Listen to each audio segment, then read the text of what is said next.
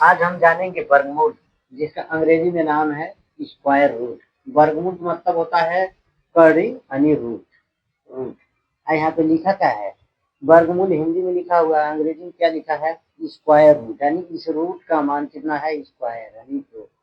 लिख दिया है वर्गमूल हिंदी में होता है, लेकिन अंग्रेजी में स्क्वायर रूट होता है, यानी रूट का मान दो होता है। यानी कड़ी का मान हिंदी में क्या बोलेंगे? दो। यानी कड़ी का मान दो होता है।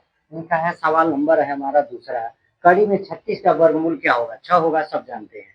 कड़ी में 36 का वर्गमूल 6 होगा, लेकिन कैसे होगा ये जानना जरूरी है। लिखेंगे हम साल गया हल। साल कड़ी में 36 है, कड़ी में कितना है? 36। रूट का मान कितना होता है? यानी कड़ी का मान होता है दो। यानी में 36 की जगह हम क्या लिख सकेंगे? गुणनखंड विधि द्वारा हम तोड़ देंगे।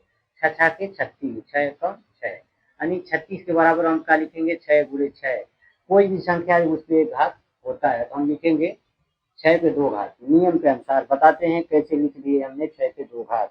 सब जानते हैं कि 36 छठा 36 होता है। दो छः, एक छः दो छः, यानी दो छः यानी 6 के 2 घात लिख सकेंगे। लेकिन ये भी, इसका भी फार्मूला होता है। ए पर पावर यम गुणे ए पर पावर एन होता है, यानी ए पर पावर यम प्लस एन से। यानी ए के मान हमारा कितना है? 6, एम के मान है 1, तथा एन के मान हमारा कितना है? 1। जब चूंकि हम मान रखेंगे ए के मान हमारा 6 हो जाएगा, एम के मान 1 प्लस एन के मान 1 भी है, दोनों का मान सेम है। हम जोड़ेंगे तो कितना होगा? 6 के 2 ही घात होगा ना। यानी कड़ी में 36 है, 36 की जगह पे हम लिख सकेंगे, यहाँ पे बराबर का चिन्ह दे देंगे। कड़ी में 36 की जगह लिखेंगे 6 के 2 घात, कड़ी के मान 2 होता है। चूंकि एक हमारा फार्मूला होता है, कड़ी के अंदर पावर एन है, कड़ी के अंदर, कड़ी के अंदर एन पे पावर एन है, कड़ी का मान एन है, यानी घात से घात कैंसिल हो रहा है, तो कितना बचेगा? एन ही बचेगा।